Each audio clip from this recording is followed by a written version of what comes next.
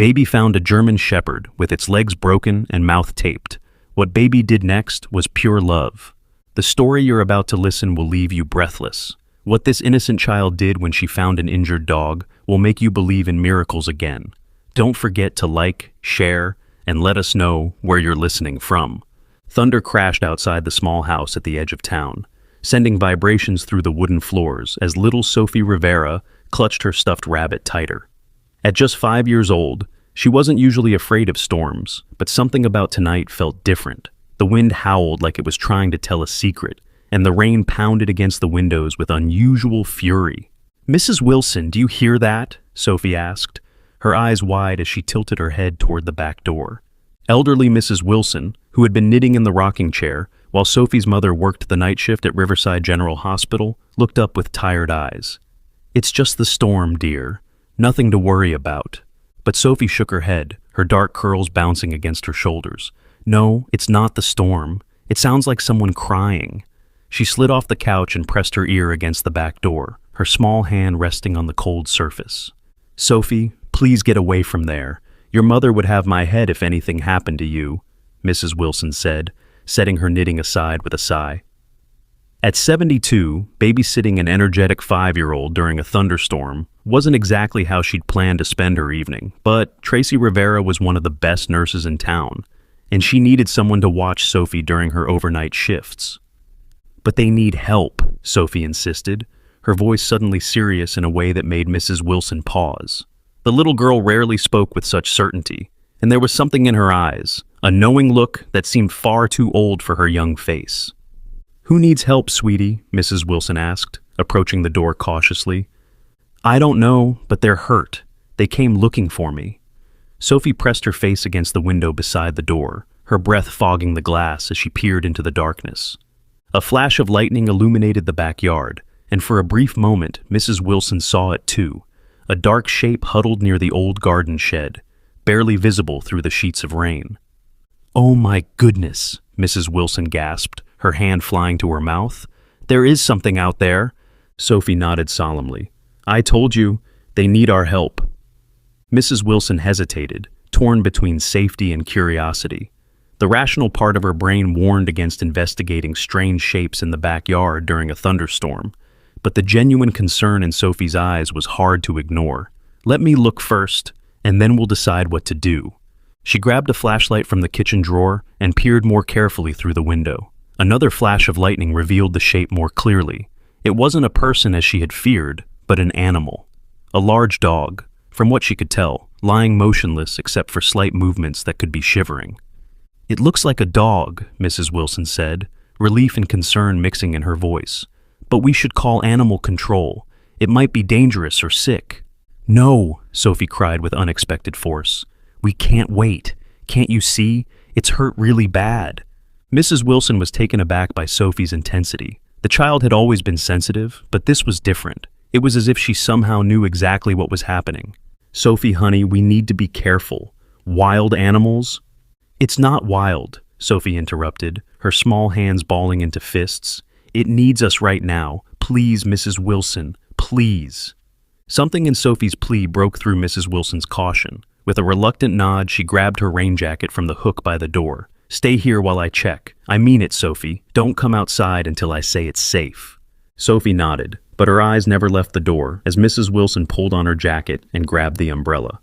The moment Mrs. Wilson stepped outside, the wind nearly knocked her over, the rain stinging her face despite the umbrella's protection. She shuffled cautiously across the wet grass, pointing her flashlight toward the garden shed.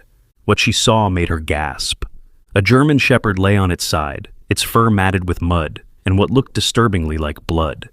Its legs were bent at unnatural angles, clearly broken, and most horrifying of all, its mouth was bound shut with thick gray duct tape wrapped cruelly around its muzzle. "Oh, dear Lord," Mrs. Wilson whispered, her free hand covering her mouth in shock. She hadn't heard the back door open, but suddenly Sophie was beside her, rain soaking through her pajamas instantly. "Sophie, I told you to stay inside," Mrs. Wilson shouted over the storm. But Sophie was already kneeling beside the injured animal, seemingly oblivious to the rain and the potential danger. "It's okay," Sophie whispered to the dog, her small hand hovering just above its head. "You're safe now. You found me." Mrs. Wilson watched in astonishment as the dog's eyes, filled with pain and terror, focused on Sophie. Instead of growling or showing any aggression, the dog's gaze seemed to soften, and a small whimper escaped from behind the tape. "Sophie, be careful," Mrs. Wilson warned, reaching to pull the child back, but stopping when she saw how the dog responded to her. Despite its horrific injuries, the animal showed no signs of aggression toward the little girl. If anything, it seemed to relax slightly in her presence. "We need to help him, Mrs. Wilson," Sophie said, not taking her eyes off the dog. "He walked so far to find me." "Find you? Sophie, you've never seen this dog before," Mrs. Wilson said, confused by the child's words. "He knew I would help him," Sophie replied simply, as if it were the most obvious thing in the world. "We need to get the tape off his mouth. He can't breathe good." The rain was coming down harder now, and Mrs. Wilson knew they couldn't leave the animal out in the storm. Despite her better judgment, she nodded. "We need to get him inside first. I'll call your mother and see what she says." Getting the injured dog into the house proved to be a challenge. Mrs. Wilson found an old tarp in the shed that they could use as a makeshift stretcher, but she worried about causing the animal more pain by moving it. Sophie, however, seemed to know exactly what to do.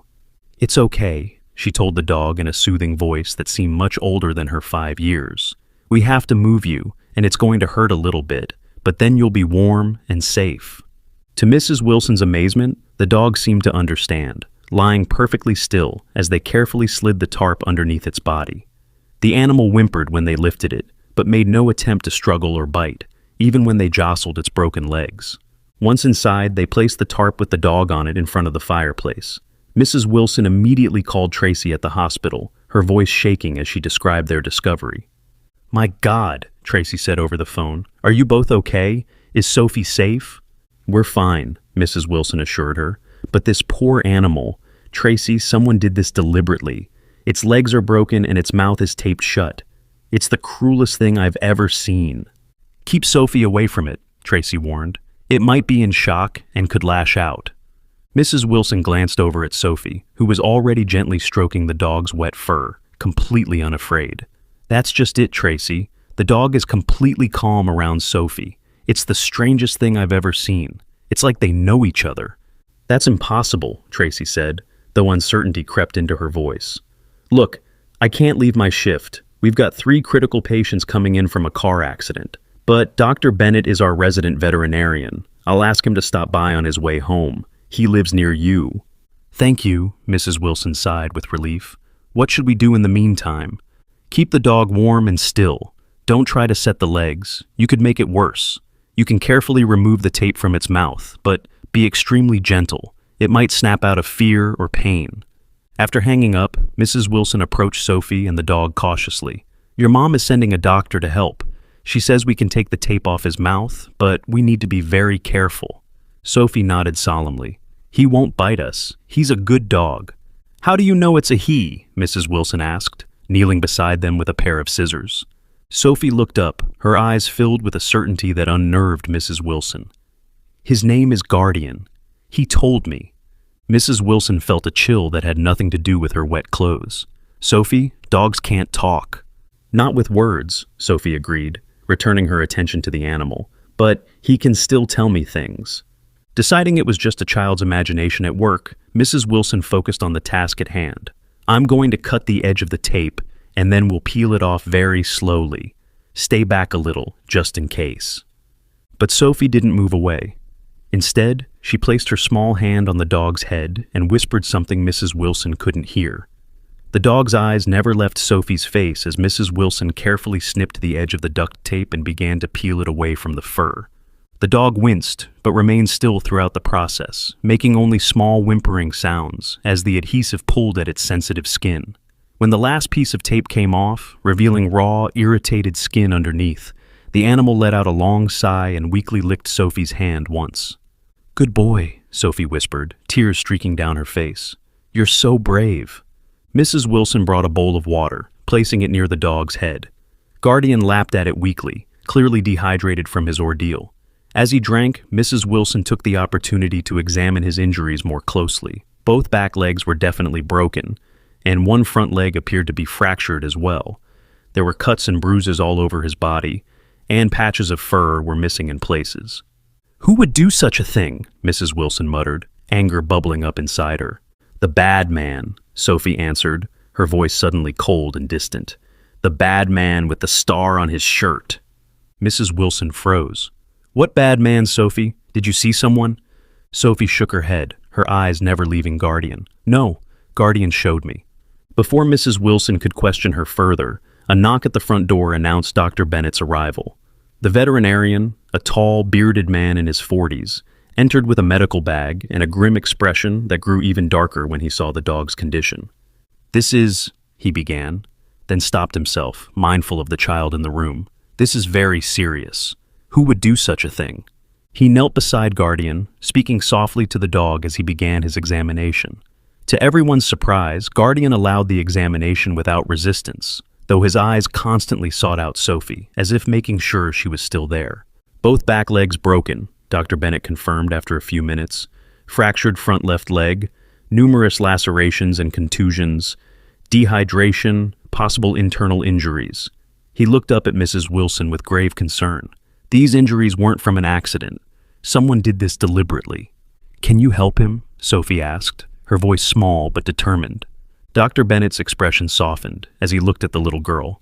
"I'll do everything I can, but he needs surgery and proper care. I'll need to take him to my clinic." "No!" Sophie cried suddenly, throwing her arms around Guardian's neck. "He needs to stay with me. He came to find me." Mrs. Wilson placed a gentle hand on Sophie's shoulder. "Sweetie, Dr. Bennett can help Guardian better at his clinic. He has all his medical tools there." "But the bad man will find him," Sophie insisted, tears streaming down her face.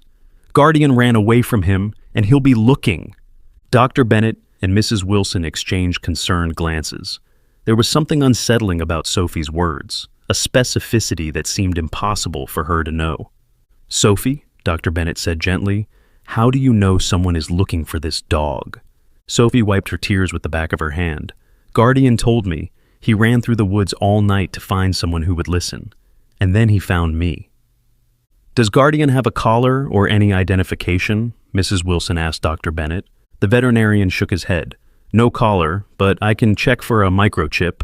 He ran a small scanner over Guardian's shoulder. After a moment, the device beeped. "He does have a chip." He pressed a few buttons on the scanner and frowned at the display. "That's odd. He's registered to the county sheriff's department. He must be a K-9 officer or former police dog." Mrs. Wilson's eyes widened. "The star on his shirt," she whispered, remembering Sophie's words. Dr. Bennett looked confused. "What?" "Sophie mentioned a bad man with a star on his shirt," Mrs. Wilson explained, her voice hushed. "She couldn't have known this dog was connected to the sheriff's department." They both looked at Sophie, who was whispering something into Guardian's ear, her small hands stroking his fur with a tenderness that belied her young age. "I need to call the sheriff's department," Dr. Bennett said. "If this is one of their dogs, they need to know." While Dr. Bennett made the call, Mrs. Wilson tried to convince Sophie to change out of her wet pajamas, but the child refused to leave Guardian's side, insisting that he needed her to feel safe. After a few minutes, Dr. Bennett returned, his expression troubled. "I spoke with the night dispatcher. According to their records, this dog belongs to Deputy Mark Thompson. But here's the strange part. Deputy Thompson was reported missing 3 days ago." Mrs. Wilson gasped. "Missing? And now his dog shows up here in this condition?" "The sheriff is sending someone over right away," Dr. Bennett said, looking down at Guardian with newfound respect. "This dog might be the key to finding the missing deputy." "He is," Sophie said with quiet confidence. "That's why the bad man tried to stop him. But Guardian was too smart. He escaped when the bad man wasn't looking." Dr. Bennett knelt down beside Sophie. "Sophie, this is very important. Has Guardian shown you anything about Deputy Thompson? About where he might be?" Sophie nodded solemnly, her eyes far too serious for a 5-year-old. "He's in the water now. The bad man put him there." A heavy silence fell over the room, broken only by the continued patter of rain against the windows and the occasional rumble of distant thunder. Mrs. Wilson felt a chill run down her spine that had nothing to do with her damp clothes. Dr. Bennett cleared his throat. "Sophie, why don't you show me what Guardian has shown you? Could you draw it for me?" Sophie nodded. Mrs. Wilson brought her some paper and crayons. and the little girl began to draw with intense concentration. Her small hand moved quickly across the paper, creating shapes and colors with surprising precision for her age. When she finished, she handed the drawing to Dr. Bennett. It showed a blue house, a lake with dark water, and a figure wearing what looked like a sheriff's badge. Next to the water was a man with a star on his shirt, holding what appeared to be a gun. Dr. Bennett and Mrs. Wilson exchanged alarmed glances. There was no way Sophie could have created such a specific drawing from her imagination alone. "Sophie," Dr. Bennett asked gently, "how do you know about these things?" The little girl shrugged, returning her attention to Guardian. "I told you, Guardian showed me. He sees pictures in my head." Before either adult could respond, headlights flashed through the front window as a vehicle pulled into the driveway. Moments later, there was a knock at the door. Mrs. Wilson answered it to find a uniformed sheriff's deputy standing in the rain. "Ma'am, I'm Deputy Rodriguez.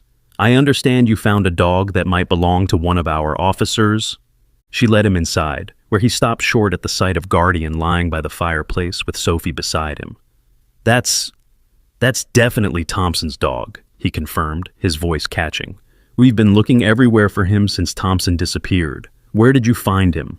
Dr. Bennett explained the situation, while Deputy Rodriguez knelt to examine Guardian. The dog watched him warily, but didn't growl or show signs of aggression. "These injuries," Deputy Rodriguez said, his jaw tightening, "someone did this deliberately." "The bad man did it," Sophie said matter-of-factly. "He hurt Guardian because Guardian saw what he did to the Star Man." Deputy Rodriguez's head snapped up. "What did you say?" Mrs. Wilson quickly explained Sophie's strange connection with the dog and showed him the drawing. The deputy's face paled as he looked at it. "Thompson lives in a blue house," he said quietly, "near Lake Mayfield." Dr. Bennett's eyes widened. "That can't be a coincidence." Deputy Rodriguez pulled out his radio. "I need to call this in right away. If what the little girl is saying has any truth to it." As he stepped aside to make the call, Tracy Rivera finally arrived home, rushing through the door with panic written across her face. "Sophie, Mrs. Wilson, what's happening? There's a police car outside." Sophie ran to her mother, throwing her arms around her waist. "Mommy, we found Guardian. He was hurt, but we're helping him." Tracy looked from her daughter to the injured German shepherd to the grave faces of the adults in the room. "Someone please tell me what's going on." As Mrs. Wilson and Dr. Bennett filled Tracy in on the evening's events, Deputy Rodriguez finished his call and returned to the group. "Sheriff Nelson is assembling a team to search Thompson's property in the lake area right now," he announced. "Based on the information we have," he added with a glance at Sophie, "they're treating it as a potential homicide investigation." Tracy pulled Sophie closer to her side, her face pale. "Are you saying my daughter is somehow involved in a murder investigation?" "Not involved," Deputy Rodriguez clarified quickly, "but she seems to have information that could be crucial. Information that she couldn't possibly know through normal means." "That's ridiculous," Tracy protested. "She's 5 years old. She's never even met your missing deputy." "I don't understand it either, ma'am," the deputy admitted, "but your daughter created a drawing showing details of Thompson's home that she couldn't possibly know, and she's saying things about his disappearance that align with our suspicions."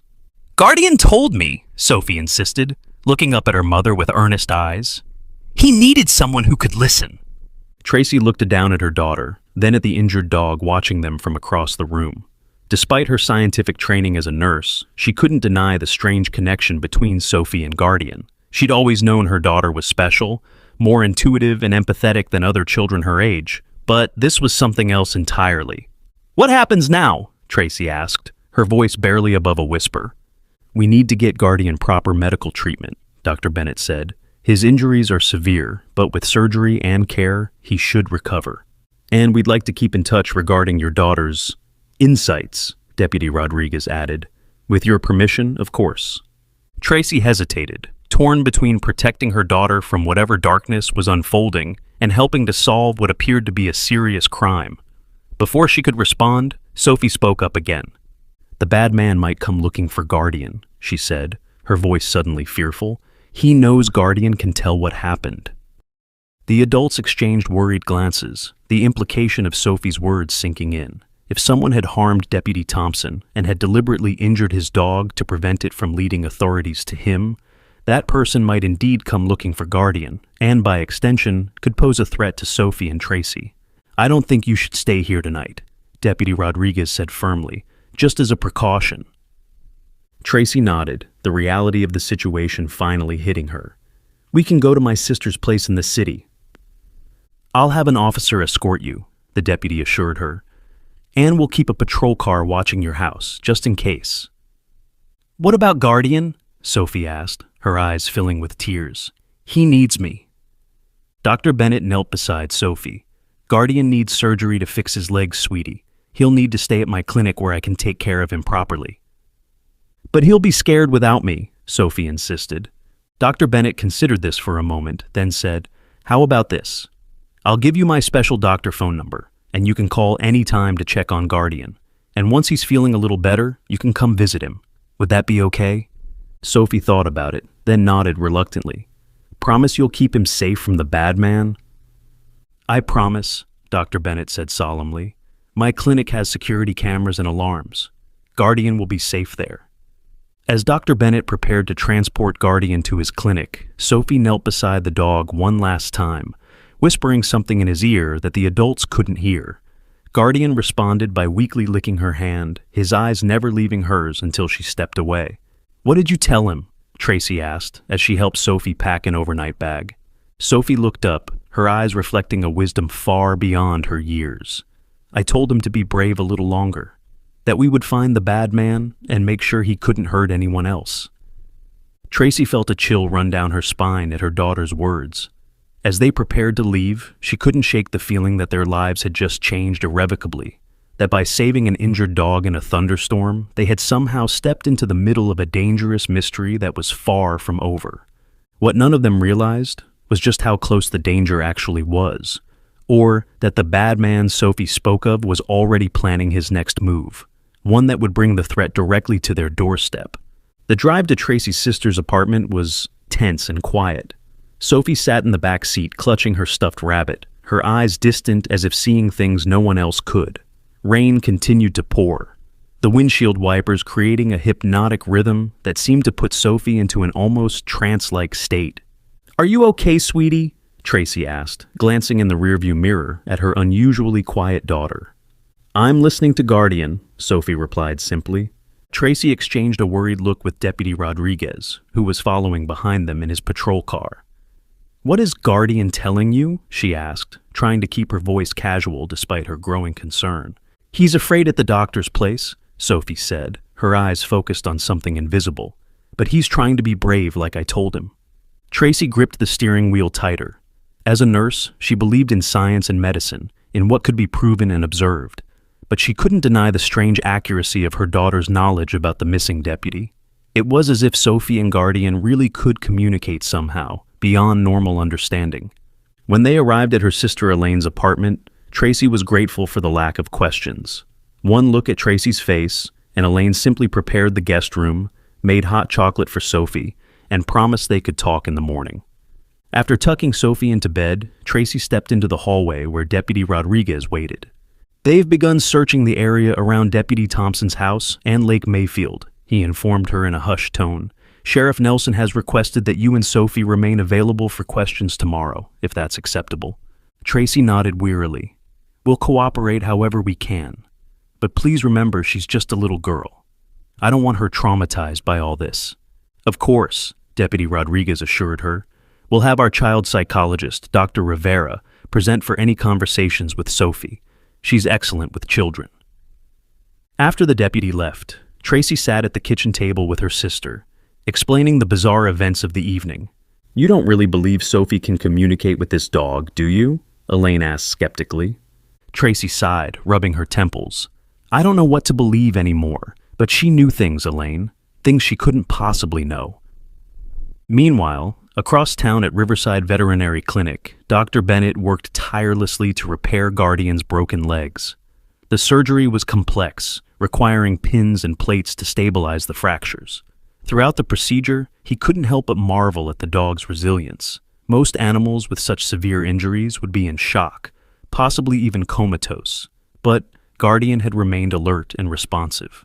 As he finished the final sutures, Dr. Bennett spoke softly to the sedated animal, You're quite the fighter, aren't you? No wonder you managed to find help. He couldn't shake the memory of Sophie's drawing or her certainty about Deputy Thompson's fate.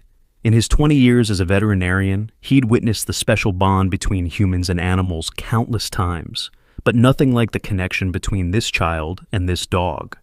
After ensuring Guardian was stable and comfortable, Dr. Bennett placed a call to Sheriff Nelson.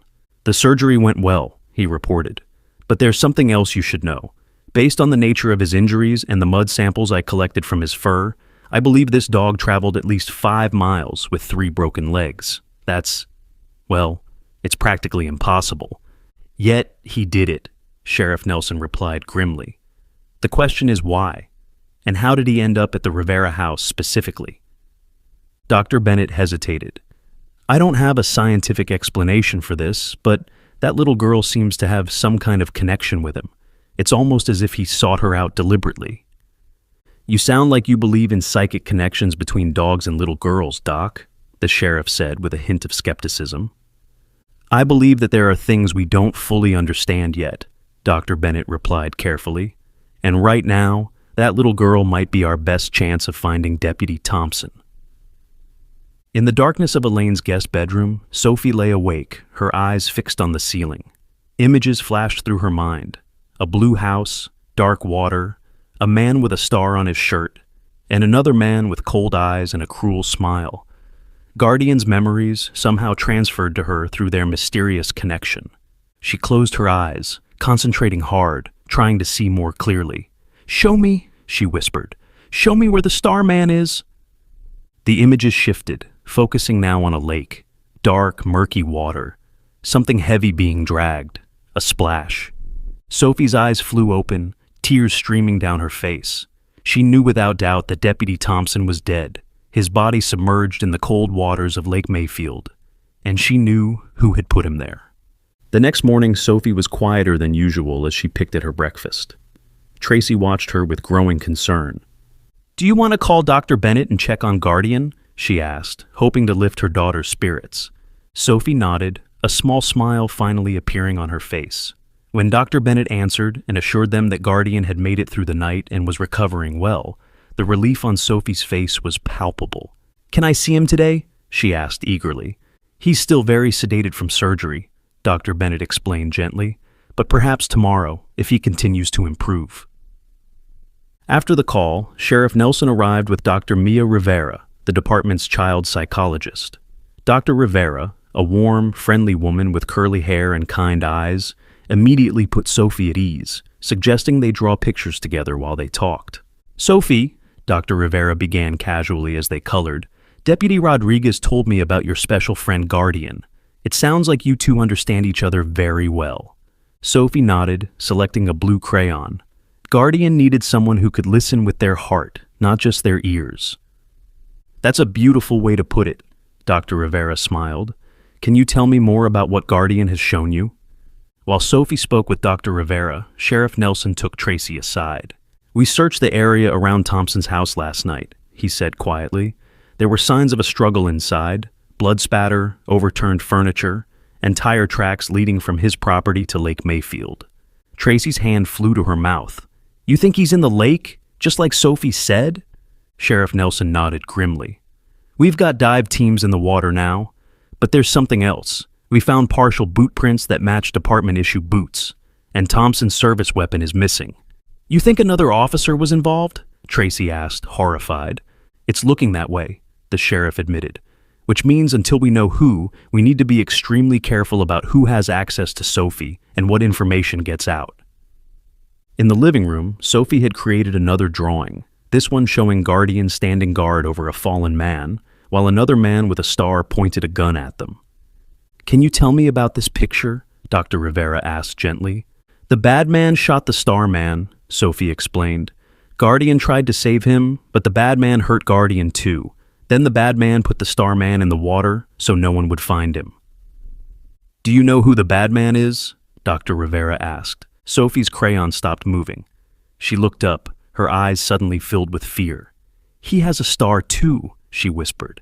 "He works with the other star people." Dr. Rivera managed to keep her expression neutral despite her alarm. "Sophie, would you recognize this man if you saw him?" Sophie nodded slowly. Guardian would know him right away. The bad man smells like cigarettes and the stuff that makes Daddy's car go. Gasoline, Dr. Rivera suggested. Sophie nodded again. And he has a scar on his hand, like a star. Dr. Rivera carefully collected Sophie's drawings and joined the adults in the kitchen. As she showed them Sophie's latest creation and relayed their conversation, the implications became clear. They were potentially dealing with a corrupt officer within the sheriff's department. A star-shaped scar, Sheriff Nelson mused.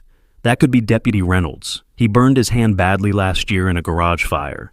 The scar does look somewhat star-shaped. Reynolds? Tracy asked.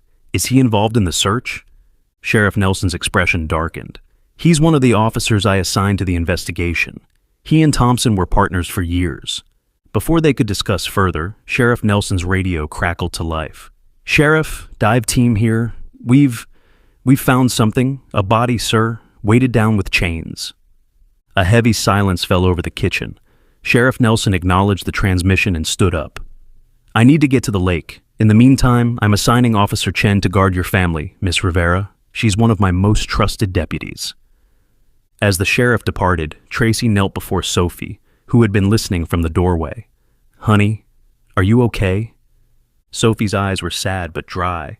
Guardian already told me the Star Man was in the water, but now the bad man will be scared because they found him. Scared people can be dangerous, Dr. Rivera said quietly to Tracy. Until we know for certain who's responsible for Deputy Thompson's death, you and Sophie should remain somewhere secure. We can stay here with my sister, Tracy began, but Dr. Rivera shook her head. If someone at the department is involved, they may have access to personnel files with your family information. I'd recommend a hotel under a different name for now. The seriousness of the situation hit Tracy like a physical blow. Somehow her 5-year-old daughter had become entangled in a murder investigation involving corrupt police officers, all because a wounded dog had found his way to their backyard. What about Guardian? Sophie asked, tugging at her mother's sleeve. The bad man might try to hurt him again. Dr. Rivera glanced at Tracy. She has a point. If this dog is the only witness to the crime, and if someone realizes he's formed this unusual connection with Sophie, Tracy didn't need her to finish the thought. I'll call Dr. Bennett. Maybe he can move Guardian somewhere more secure. But when she called the veterinary clinic, the receptionist informed her that Dr. Bennett was in surgery with another patient and couldn't come to the phone. Can you at least give him a message? Tracy asked, trying to keep the urgency from her voice. It's about Guardian, the German Shepherd that was brought in last night. It's important that Dr. Bennett increase security around him. I'll pass that along, the receptionist promised. But I should mention that there was already an officer here earlier asking about that dog. Deputy Reynolds, I believe. Dr. Bennett told him the dog was in recovery and couldn't be moved. Tracy's blood ran cold. Thank you, she managed to say before hanging up. She turned to Dr. Rivera, her face pale. Reynolds was already at the clinic asking about Guardian. Dr. Rivera immediately pulled out her phone. I'm calling Sheriff Nelson. We need to get both Sophie and that dog to safety right away. While arrangements were being made, Sophie sat in the corner of the living room, her eyes closed in concentration. In her mind, she could see Guardian lying in a metal cage, tubes and bandages covering his body. He was awake but groggy, his senses dulled by pain medication. Guardian, she whispered, listen to me. The bad man knows where you are. You need to stay awake. At Riverside Veterinary Clinic, Guardian's ears suddenly perked up. Despite the sedatives coursing through his system, his eyes opened and focused sharply on the door of the recovery room. A low growl rumbled in his chest as he sensed a familiar scent approaching. Cigarettes and gasoline.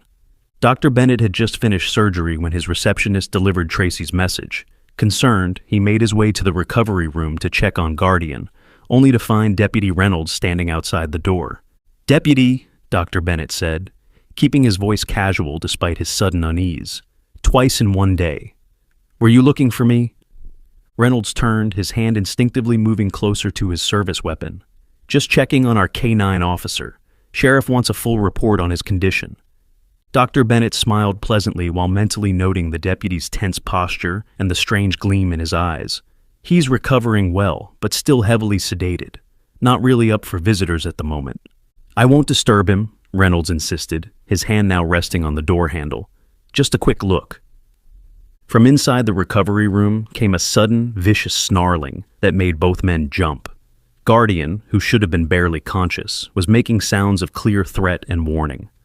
"Sounds like he's more alert than I expected," Dr. Bennett said, stepping between Reynolds and the door. "But still, I can't allow anyone to stress him right now. Doctor's orders. I'm sure you understand, Deputy." Reynolds stared at the door for a long moment, his jaw clenching visibly. Finally, he nodded. "Of course, Doc. I'll come back later when he's more receptive." As Reynolds walked away, Dr. Bennett couldn't shake the feeling that he had just prevented something terrible from happening. He quickly entered the recovery room and found Guardian fully alert, his eyes fixed on the door where Reynolds had been standing, a continuous growl rumbling from his throat. "Easy, boy," Dr. Bennett soothed, approaching cautiously. "You're safe here." But Guardian didn't relax until Reynolds' scent had completely faded from the corridor. Only then did he allow Dr. Bennett to check his vitals and adjust his bandages. "You're one remarkable animal," Dr. Bennett murmured, "and I think you just confirmed some very serious suspicions." He immediately called Sheriff Nelson, who had just arrived at Lake Mayfield where the dive team was preparing to recover Deputy Thompson's body. "Reynolds was just here," Dr. Bennett reported without preamble, "trying to get access to Guardian, and Sheriff, that dog reacted to him, knew he was there before he even entered the room. Started growling like he was facing a threat." Get that dog out of there," Sheriff Nelson ordered immediately. "If Reynolds is involved in Thompson's death, he might try to eliminate the only witness. Take Guardian to my cabin on Pine Ridge. It's secluded, and only my wife and I know about it." As Dr. Bennett made arrangements to secretly transfer Guardian, across town, Sophie suddenly stood up, her face pale with fear. "He's going after Guardian," she announced with absolute certainty. "We have to help him." Tracy and Dr. Rivera stared at her in shock. "How do you know?" Tracy asked. "I can feel it," Sophie insisted, grabbing her mother's hand. "Please, we have to go now." Dr. Rivera made a split-second decision. "I believe her. If there's even a chance she's right, we can't ignore it." With Officer Chen providing security, they rushed to the veterinary clinic, arriving just as Dr. Bennett was carefully loading Guardian into the back of his SUV. The dog, heavily bandaged and clearly in pain, nevertheless raised his head when Sophie approached, his tail thumping weakly against the blankets. "I told you to stay awake," Sophie whispered, gently touching his muzzle. "You did good." Dr. Bennett looked from Sophie to Guardian in amazement. He shouldn't even be conscious with the medication I gave him. Yet, when Reynolds showed up, he was fully alert and on guard. "Reynolds was here?" Officer Chen asked sharply. "Left about 20 minutes ago," Dr. Bennett confirmed. "Seemed very interested in getting access to Guardian." "We need to move quickly," Officer Chen decided. "Dr. Bennett, proceed to the location Sheriff Nelson suggested. We'll follow in my vehicle." As they prepared to leave, Sophie suddenly froze, her eyes widening in fear. "He's coming back," she whispered, "with another bad man." No sooner had the words left her mouth than two vehicles pulled into the clinic parking lot, Reynolds' patrol car and an unmarked black SUV. Reynolds emerged from his car while another man, tall, well-dressed, with cold eyes, stepped out of the SUV. "That's Mr. Richard," Sophie whispered, shrinking back against her mother.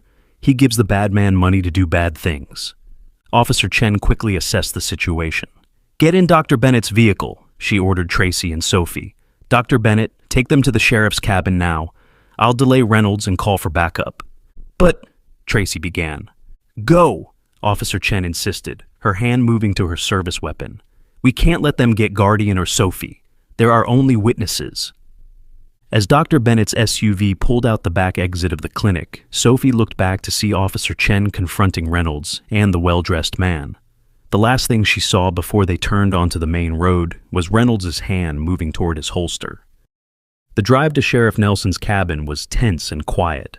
Guardian lay in the back, his head resting on Sophie's lap as she stroked his fur and whispered reassurances. Tracy kept checking the rearview mirror, terrified they were being followed, while Dr. Bennett focused on navigating the increasingly rural roads. "Do you think Officer Chen is okay?" Tracy asked quietly. "She's a good officer," Dr. Bennett replied, though his knuckles were white on the steering wheel, "and she immediately called for backup. Reynolds won't risk anything too obvious in broad daylight at a public place. But Sophie, her eyes distant as if seeing something far away, simply said, "The lady officer is strong. She didn't let the bad men follow us." As they drove deeper into the pine forest, following a narrow dirt road to the sheriff's secluded cabin, Sophie continued to stroke Guardian's head gently. Despite his injuries and the bumpy ride, the dog remained calm under her touch, his eyes never leaving her face. "You're going to get better," she promised him softly. "And then we're going to tell everyone what the bad men did." Guardian's tail thumped weakly against the blankets, as if in agreement. Whatever strange connection had formed between this injured K-9 officer and the 5-year-old girl, it was their best hope of bringing justice for Deputy Thompson, and keeping themselves alive until help arrived. What exactly did Sophie see in her mind about Officer Chen's confrontation with Reynolds? And who was the mysterious Mr. Richard that gave Sophie such fear? Sheriff Nelson's cabin was exactly what Tracy had expected: rustic, secluded, and surrounded by tall pine trees that swayed gently in the afternoon breeze. It was a single-story structure with a wide porch and windows fitted with heavy shutters, the perfect hideaway for someone who wanted to disappear for a while. Dr. Bennett carefully carried Guardian inside, placing him on a thick rug near the stone fireplace. The dog was exhausted from the journey, his eyes half closed with pain and fatigue, but he still managed to thump his tail weakly when Sophie knelt beside him. "I'll need to check his bandages," Dr. Bennett said, opening his medical bag. "The ride was bumpy, and I want to make sure nothing was displaced." While Dr. Bennett tended to Guardian, Tracy explored the cabin, checking doors and windows, drawing curtains, and taking stock of their supplies. The sheriff had obviously prepared the place as a potential safe house. There were non-perishable foods in the cupboards, bottled water, first aid supplies, and even a satellite phone for emergencies. "How long do we need to stay here?" Tracy asked, returning to the main room where Sophie was whispering to Guardian as Dr. Bennett worked. "Until Sheriff Nelson contacts us," Dr. Bennett replied, not looking up from his task. "This phone is secure. He'll call when it's safe." Tracy sank into an armchair, the reality of their situation finally hitting her full force. Just yesterday, they had been living their normal, quiet life. Now they were hiding in a remote cabin, running from a corrupt police officer who might want to harm her daughter. All because Sophie had somehow formed an inexplicable bond with an injured police dog.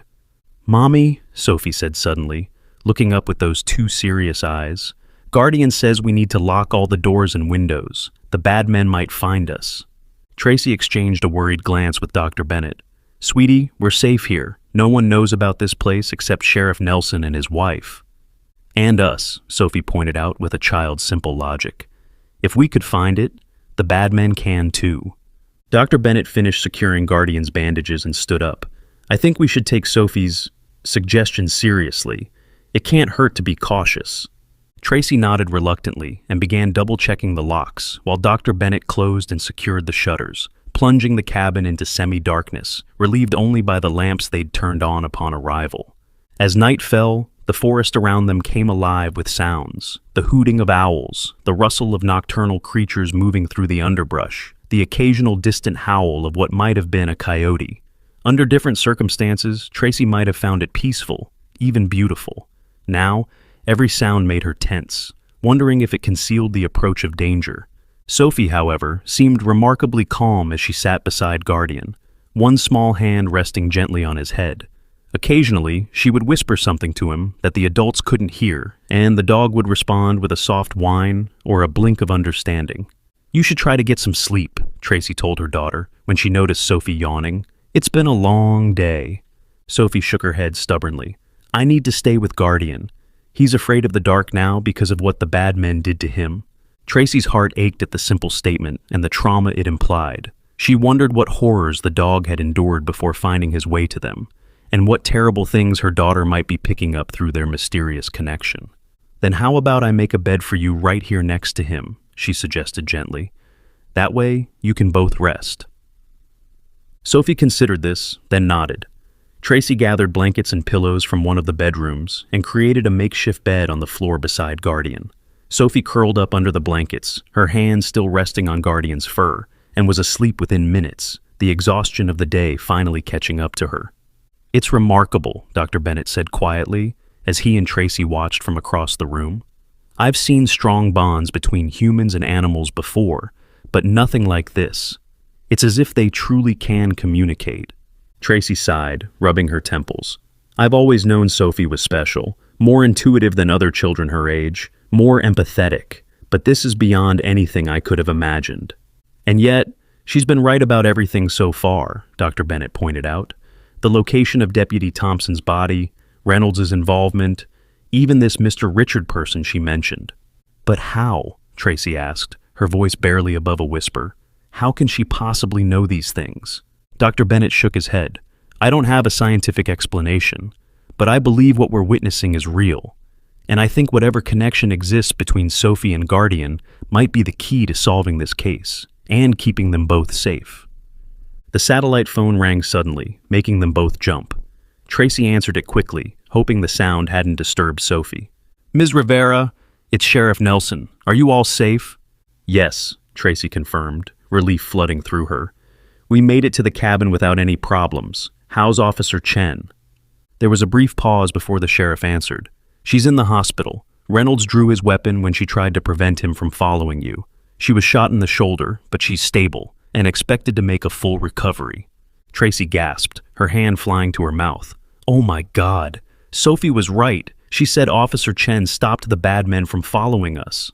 "That's unsettling," Sheriff Nelson admitted. "But there's more. The dive team recovered Deputy Thompson's body from the lake.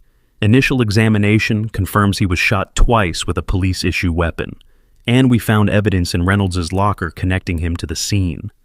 "So, he's been arrested?" Tracy asked hopefully. "That's the problem," Sheriff Nelson said, his voice grim. "Reynolds has disappeared. He never returned to the station after the incident at the veterinary clinic.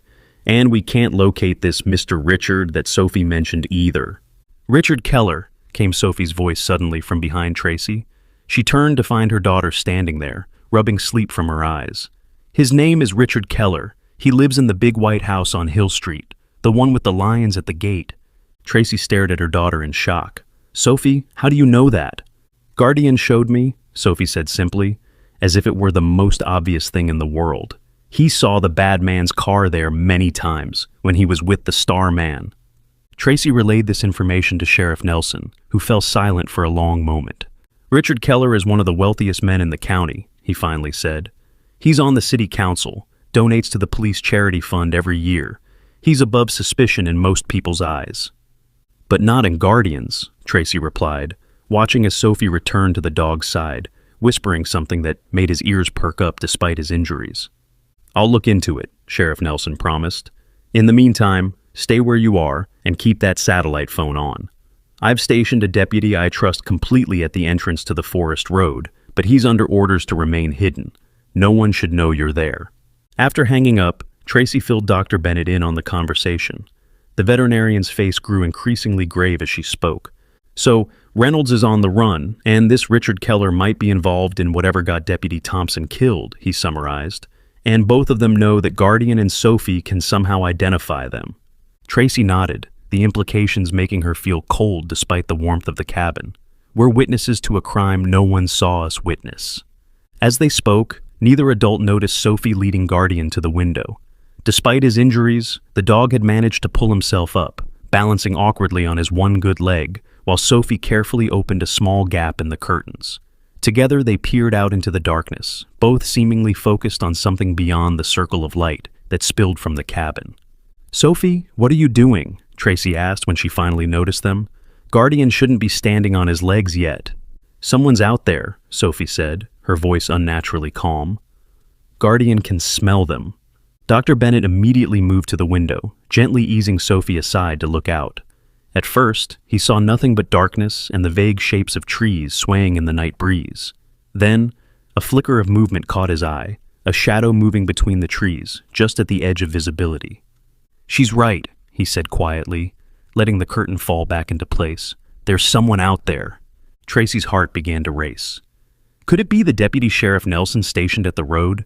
He said the deputy would remain hidden at the entrance to the forest road, not right outside the cabin, Dr. Bennett reminded her. He moved quickly to turn off the lamps, plunging the cabin into darkness. "We need to call the sheriff." Tracy fumbled for the satellite phone in the dark, her hands shaking. As she dialed, a beam of light suddenly swept across the front windows, a flashlight, moving systematically around the perimeter of the cabin. "They're checking for ways in," Dr. Bennett whispered, pulling Tracy and Sophie away from the windows and toward the back of the cabin. Guardian followed as best he could, moving with surprising determination, despite his injuries. Sheriff Nelson answered on the second ring. "What's wrong?" he asked immediately, sensing the urgency. "Someone's outside the cabin," Tracy whispered, searching with a flashlight. "Is it your deputy?" "Absolutely not," Sheriff Nelson replied, his voice suddenly tense. "He would never approach the cabin itself. How many can you see?" "At least one, maybe more," Tracy said, her voice catching as another beam of light appeared at the side window. "What do we do?" "There's a trapdoor in the main bedroom closet," Sheriff Nelson told her. "It leads to a root cellar.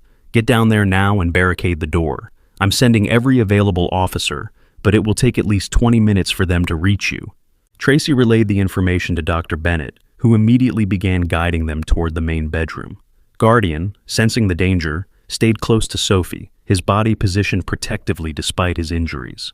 As they reached the bedroom, a loud crash came from the front of the cabin, someone breaking a window. Tracy quickly pulled Sophie into the closet, while Dr. Bennett helped Guardian maneuver down into the small space.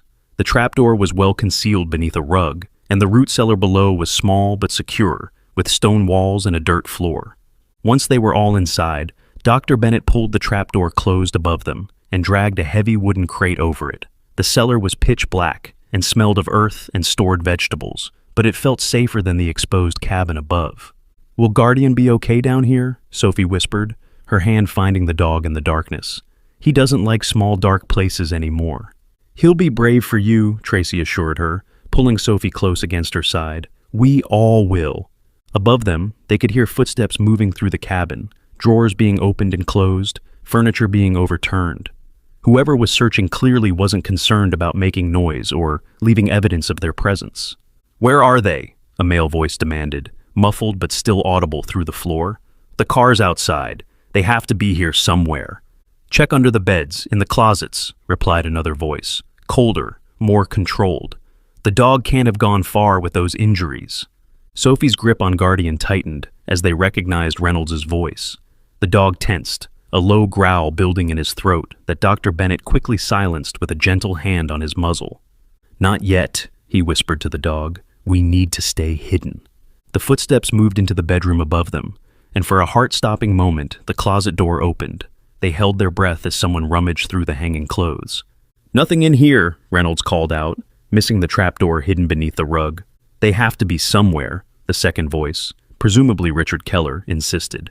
"That dog is the only witness that can connect us to Thompson, and somehow that kid has figured out what happened. We can't leave loose ends." The cold, calculated way he spoke about harming a child and an injured animal made Tracy's blood run cold.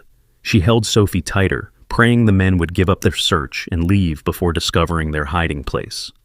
"Wait," Reynolds said suddenly. "Did you check the property plans when you bought this place from Nelson's cousin?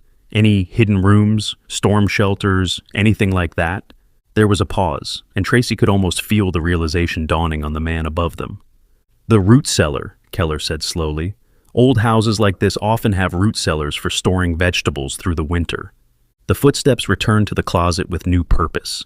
Tracy's heart hammered in her chest as she heard the rug being pulled aside, followed by the sound of fingers tracing the outline of the trapdoor. "Found it," Reynolds announced triumphantly. Dr. Bennett positioned himself directly beneath the trapdoor, ready to fight if necessary, while Tracy pulled Sophie and Guardian toward the back of the cellar, searching desperately for any kind of weapon or escape route. Just as Reynolds began to lift the trapdoor, a new sound cut through the night. Sirens, distant but approaching rapidly. The trapdoor froze, half opened, a thin beam of light penetrating the darkness of the cellar. "Police!" Reynolds swore. "How did they know?" "It doesn't matter," Keller snapped. "We need to go. Now." The trapdoor slammed shut again, and they heard the men's footsteps racing through the cabin toward the exit. Moments later, car doors slammed, and an engine roared to life. For several long minutes, they remained frozen in the darkness, listening as the sirens grew louder and then stopped outside the cabin. There were shouts, the sound of officers securing the perimeter, and finally, Sheriff Nelson's voice calling out. "Tracy, Dr. Bennett, Sophie, are you down there? It's Sheriff Nelson. You're safe now." Dr. Bennett pushed the crate aside and carefully opened the trap door. Sheriff Nelson stood above them, his service weapon drawn but pointed safely away, relief evident on his face. "Thank God," he breathed, as he helped them climb out one by one, his deputies rushing forward to assist with Guardian. "We got here just in time." "How did you know to come?" Tracy asked, holding Sophie tightly against her side. "We didn't have time to call back." "Your deputy at the road spotted Reynolds' car heading up here and called it in immediately," Sheriff Nelson explained. "But they got away before we could set up a roadblock." "They'll come back," Sophie said quietly, her hand still resting on Guardian's head as a deputy carefully examined the dog's bandages. "They're afraid of what Guardian saw." Sheriff Nelson knelt down to Sophie's eye level. "Not anymore, they won't. You're all getting proper protection now. Round-the-clock guards, a safe house that no one knows about, and we're going after Reynolds and Keller with everything we've got." As they prepared to leave the now compromised cabin, Sophie whispered something to Guardian that made the dog's ears perk up despite his exhaustion. "What did you tell him?" Tracy asked, helping Sophie into her jacket. "That he doesn't have to be afraid anymore," Sophie replied. "That we're going to help the Star Man get justice." The convoy of police vehicles wound its way carefully down the forest road, Guardian riding an especially equipped K9 unit with Sophie by his side, refusing to be separated from him. Tracy watched her daughter through the window, marveling at the child's courage and the inexplicable bond she had formed with the injured dog. "I've been a cop for 20 years, Sheriff Nelson said, noticing Tracy's gaze. "And I've never seen anything like the connection between your daughter and that dog.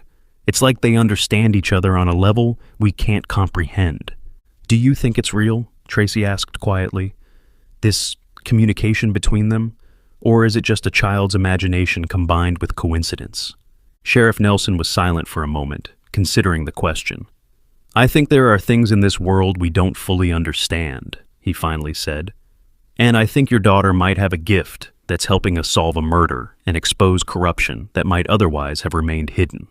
As they reached the main road, Sophie looked up suddenly, her eyes focusing on something in the distance. "Guardian says the bad men are going to the Blue House to get rid of the evidence," she announced. "They think no one will look there now that they found the Starman in the lake." Sheriff Nelson immediately radioed ahead, ordering a team to Thompson's house. "If she's right again," he told Tracy, "we might finally have what we need to bring Reynolds and Keller to justice." The safe house turned out to be a well-appointed residence on the outskirts of the next county, typically used for housing protected witnesses. It had security systems, reinforced doors and windows, and a team of trusted officers stationed both inside and around the perimeter. Dr. Bennett had accompanied them to continue caring for Guardian, whose remarkable resilience continued to surprise everyone. Despite his severe injuries, the dog remained alert and responsive, especially whenever Sophie was near. "His vitals are stronger than they should be, considering his condition," Dr. Bennett remarked, as he changed Guardian's bandages in the safe house's living room. "It's almost as if he's drawing strength from somewhere, or someone."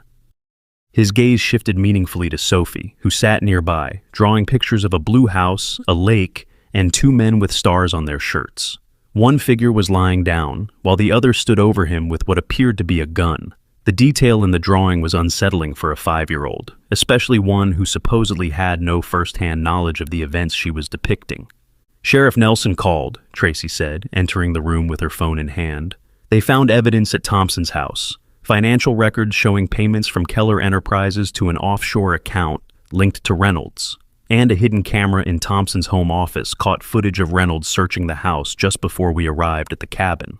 "So, Sophie was right again," Dr. Bennett said quietly. Tracy nodded, watching her daughter continue to draw with single-minded focus.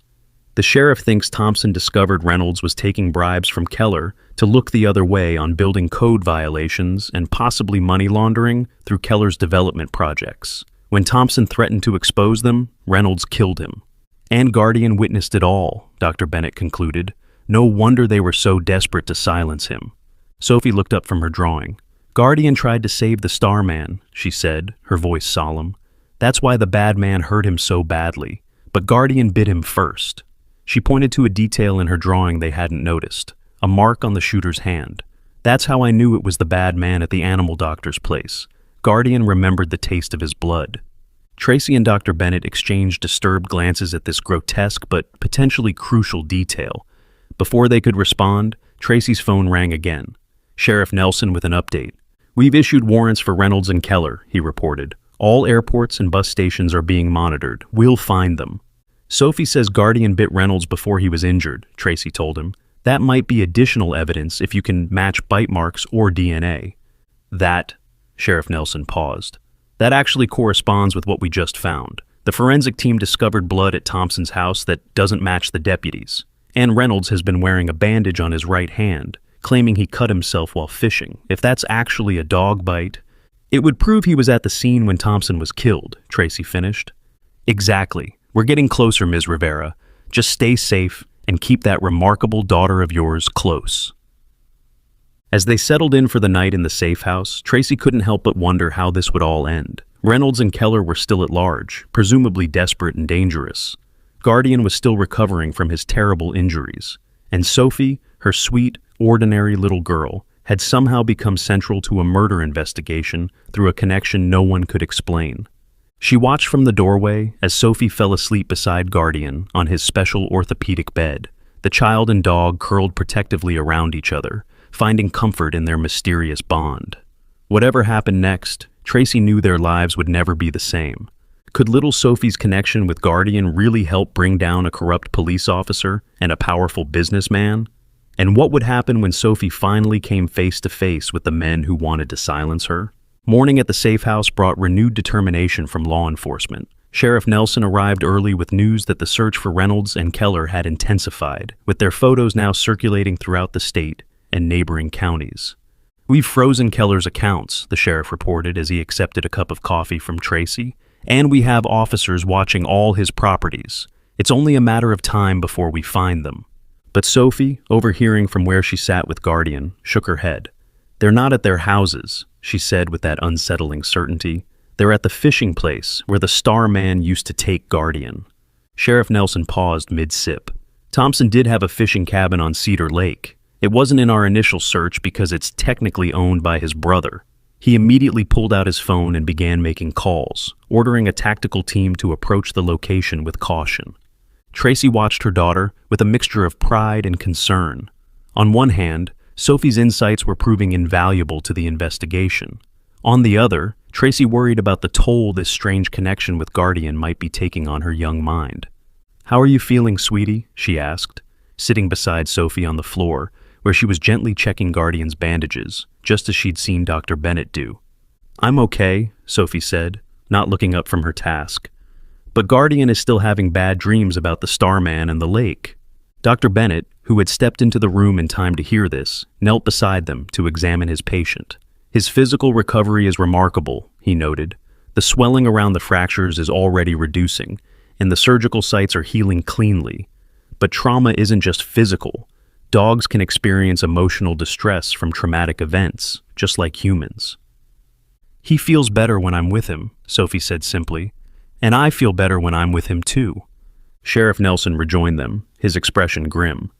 "The tactical team is approaching the fishing cabin now. We should know something soon." He hesitated, then addressed Sophie directly.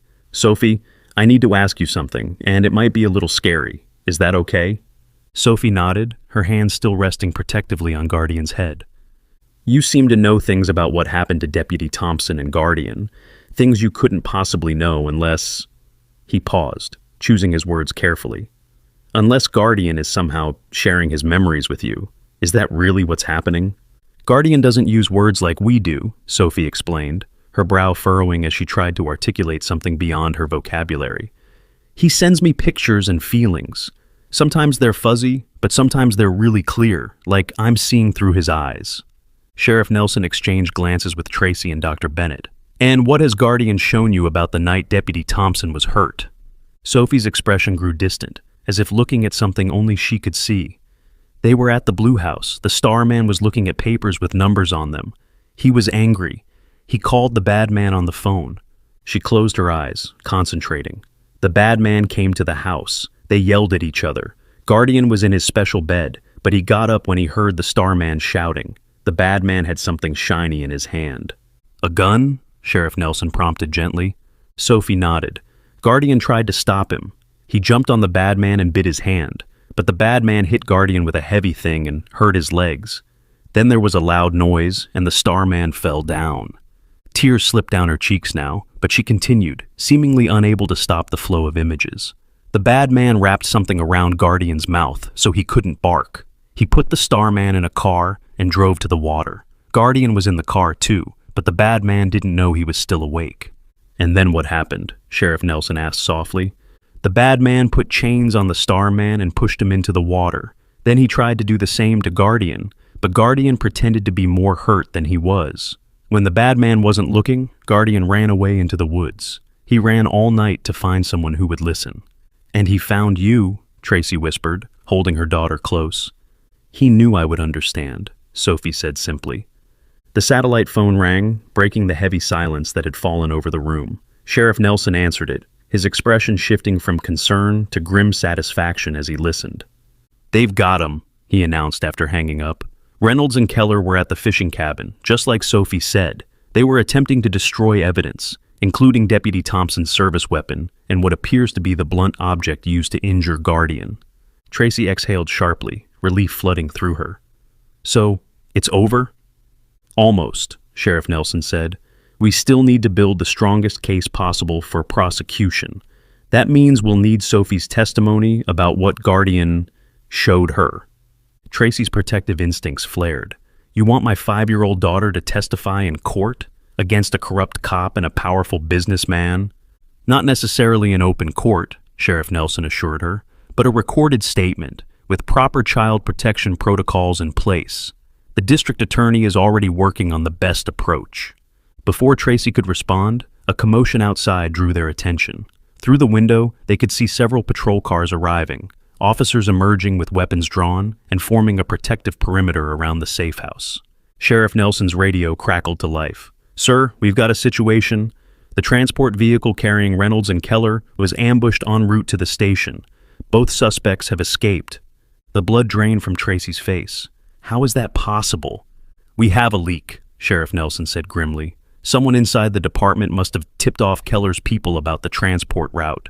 He immediately began issuing orders through his radio, organizing search parties and roadblocks.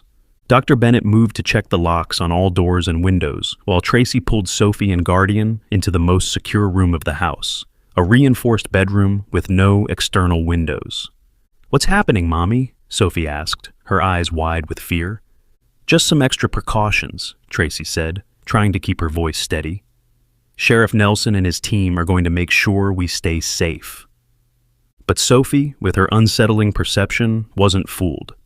"The bad men got away," she said. It wasn't a question. "And now they're coming for Guardian again." Before Tracy could formulate a reassuring response, Guardian suddenly raised his head, ears pricked forward in alert. Despite his injuries, he struggled to his feet, positioning himself between Sophie and the door, a low growl building in his throat. "He hears something," Sophie whispered. Tracy strained to listen, but heard nothing beyond the muffled sounds of officers communicating outside.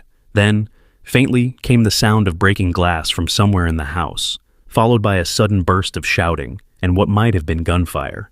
Tracy instinctively pulled Sophie behind her, searching desperately for anything that could serve as a weapon. The door to their secure room burst open, and Sheriff Nelson rushed in, his expression tense. "They've breached the perimeter," he said quickly. "At least 3 armed men, possibly Keller's private security. We need to move you now." "But Guardian," Sophie began, looking at the dog who was clearly in no condition to run. "I've got him," Dr. Bennett said, entering behind the sheriff with a large canine stretcher. "We prepared for this possibility." Working quickly, they secured Guardian on the stretcher and covered him with a blanket. Sheriff Nelson led them through a back hallway to a reinforced door that opened onto a covered garage where an unmarked SUV with tinted windows waited. "Get in," Sheriff Nelson urged, helping Dr. Bennett load Guardian into the back. "2 of my most trusted deputies will drive you to a secondary safe location. I'll stay here with the team to deal with the intruders." Tracy hesitated.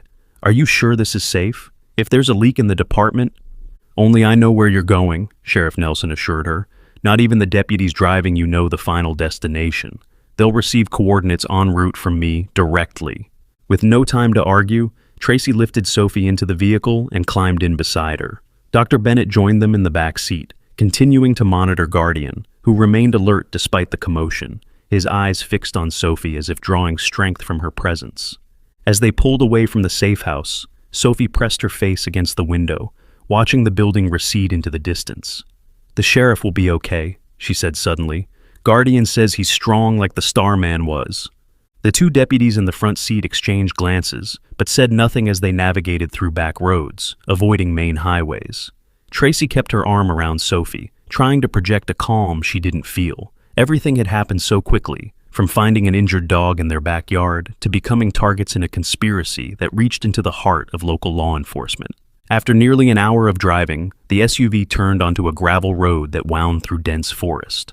Eventually, they emerged into a clearing where a small modern cabin stood, its large windows reflecting the surrounding trees. "This is where we leave you," the deputy in the passenger seat said, handing Tracy a satellite phone. "Sheriff Nelson will contact you on this when it's safe to move again.